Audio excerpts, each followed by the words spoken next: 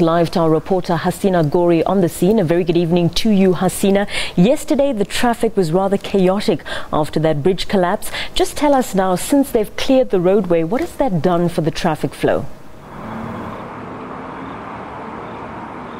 Good evening, Babakshini. Yes, you are right. Yesterday, if you remember those aerial shots that we saw, it was complete gridlock around the city. Today, however, from the time the road has reopened, there's been a free flow of traffic on both the M1 North and South. I think that is due to the fact that many people did not use their cars today, use the alternative modes that were available by the city as well as by the Gautrain and other alternatives that were made. So this helped with traffic being free flowed. Behind me, we're standing on Grayston Drive, where, if you remember yesterday, there was no cars allowed here. This was one of the off-ramps that was completely closed off to motorists. It reopened at 3 o'clock this afternoon. And one thing I noticed standing here for the last 3.5 hours, speaking to people, it's as if business as usual. People kind of forgot that, yesterday they sat in traffic almost for 2 to 3 hours trying to get out of the Sandton CBD.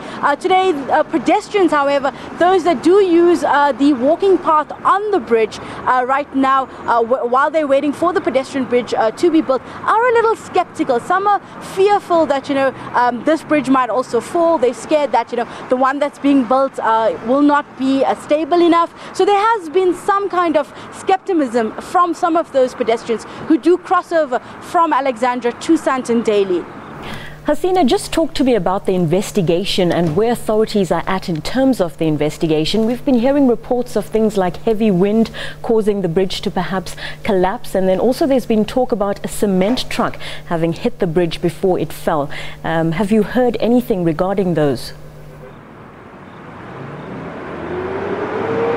Witnesses that we spoke to describe a loud bang, a lot describe a gust of wind and the bridge shaking before it collapsed. So those are things we've heard from people who were here at the scene, some of them the first respondents who saw the bridge collapse.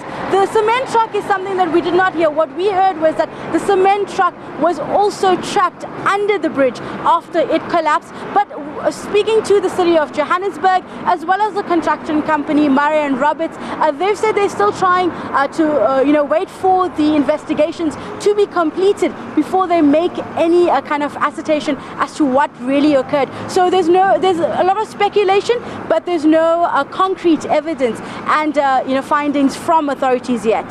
Hasina, do we have any further details about the people that were seriously injured and are currently in hospital?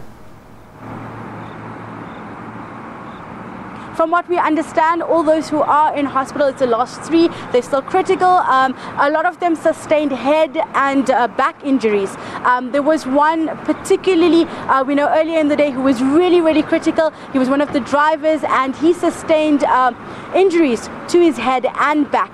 But from what we understand, the fatalities still stand at only 2 people who did lose their life in this tragic accident. Very quickly, Hasina, anything about financial assistance for the families of the victims of this bridge collapse? From what we heard from Murray & Roberts, the construction company, they will be looking into compensation to the families. Those who are injured, they will look into the hospital fees as well as going forward. They did say they will look into this and see how they can assist those who were affected by this incident.